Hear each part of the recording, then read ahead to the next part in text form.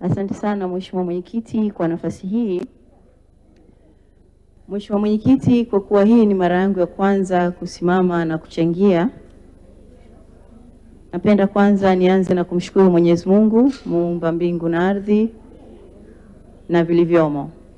Lakini niendelee kumshukuru Mwenyezi Mungu na kumwombea dua mama yetu Daktari Samia Suluhu Hassan kwa mambo mazuri ambayo anaendelea kuyafanya katika nchi hii na kuhakikisha kwamba nchi yetu inaenda kupiga hatua kimaendeleo.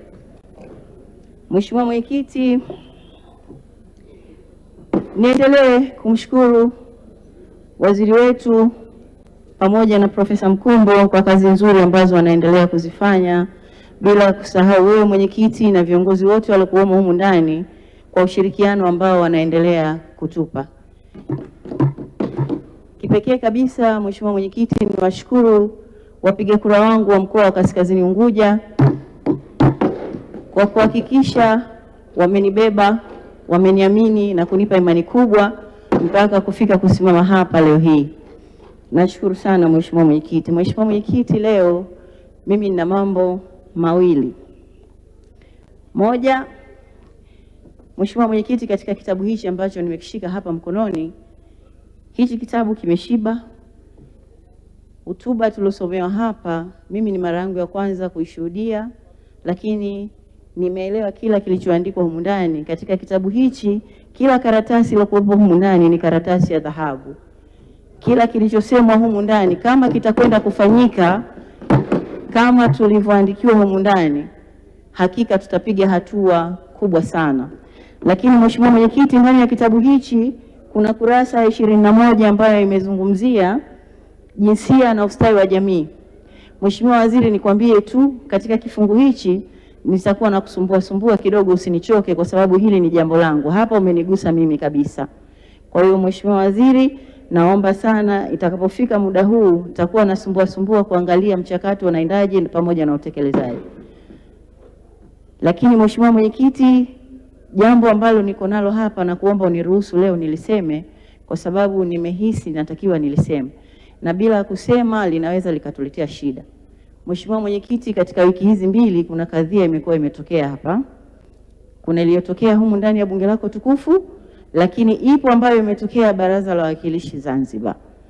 Jambo hili Mheshimiwa Mwenyekiti linataka kubeba sura mpya.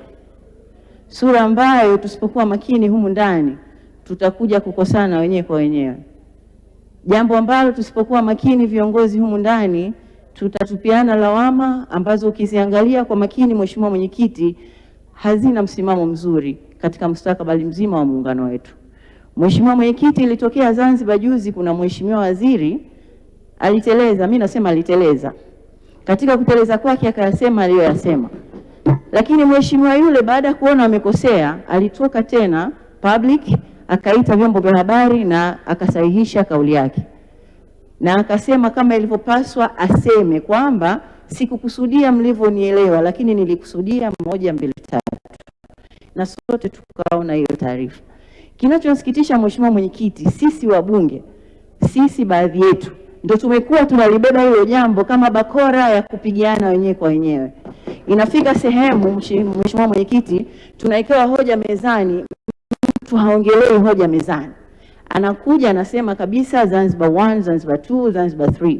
Wazanzibari wamefanya, wamenyanyasa, wamenyanyapaa, muungano imekuwaje? Mheshimiwa Mwenyekiti, hatufiki mbali. Hii ni namna sisi wenyewe tunajionyesha tunavyodhoofisha muungano wetu ambao tumerithishwa na wasisi wetu wa nchi hii.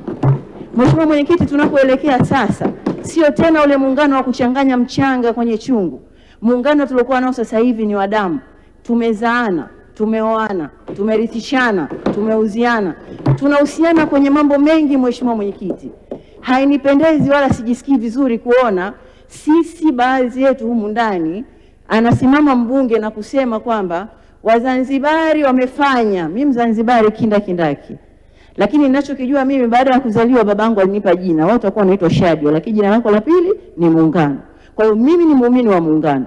Na sifurahii hata kidogo Mheshimiwa Mwenyekiti kuona kwamba kuna mtu anataka muungano wa uchochee. Faida tunawapa wale wachache wasioitakia mema nchi yetu. Faida tunawapa wale wachache ambao wanatafuta kula kupitia mitandao ya kijamii. Kwa mfano mzuri, mheshimiwa, leo kuna mheshimiwa alichangia hapa.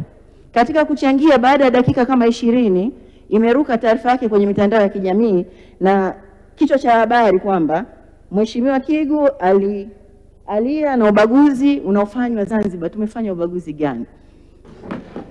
Upi? Wapi? Tunajiaibisha mwenyekiti. Mwenyekiti, nalisema hili kwa uchungu mkubwa sana, kwa sababu sisi Wazanzibari na hisi kati yetu hakuna anayeweza kusimama akalisemea hili. Tumeanza kwenye magrupu tukanyamaza, tumekuja kwenye mamessage ya kawaida tukanyamaza. Mheshimiwa Shadia, samahani Mheshimiwa Mwenyekiti, naomba kitu cha muhimu. Kiti ndio kinachoongea, kiti kitakachoongea wewe unakaa chini. Tuwe makini, unachangia vizuri, tuwe makini na kuchukua habari za mitandao, kwa sababu nyingine zinaongezewa maneno na watu wengine, tusizilete hapa bungeni. Hiyo habari hata mimi nimeisoma, nikarudi kwenye Hansard kusikiliza, nikakuta kwamba kichwa cha habari na kinachoongewa ndani ni vitu haviendani. Kwa hiyo tuwe makini sana. Endelee na kuchangia. Kwa kuniweka sawa kimazungumzo, lakini Mheshimiwa Mwenyekiti, ndio hichi ambacho ninakisema hapa. Kile tunachokisema na taarifa. Mheshimiwa Mwenyekiti. Taarifa wapi? Huko Mheshimiwa Mwenyekiti. Mheshimiwa Mwenyekiti, taja jina na kionekani huko. Taarifa Mwenyekiti. Mheshimiwa Mwenyekiti, naitwa Kija Ntemi. Asante Mheshimiwa Mwenyekiti. Mheshimiwa Mwenyekiti, hapo wachangia haya mambo yameshajitokeza. Hebu tuache kuendelea kuyajadili na kujigawa. Maana tuendelea kujigawa, mambo yanavyoendelea mnaendelea kuchafua. Hata sasa hivi mheshimiwa anavyochangia, baada ya hapa mitandao itamwandika tofauti tofauti. Itaonekana tena amekuja kumtetea waziri wa Zanzibar, itaonekana amekuja kumtetea fulani. Mheshimiwa Mwenyekiti, hebu tujielekeze sehemu na tuungane pamoja, tuendelee kwa pamoja. Asante sana mheshimiwa. Mheshimiwa Shadia, kuna taarifa kutoka kwa Mheshimiwa Ntemi, unaipokea?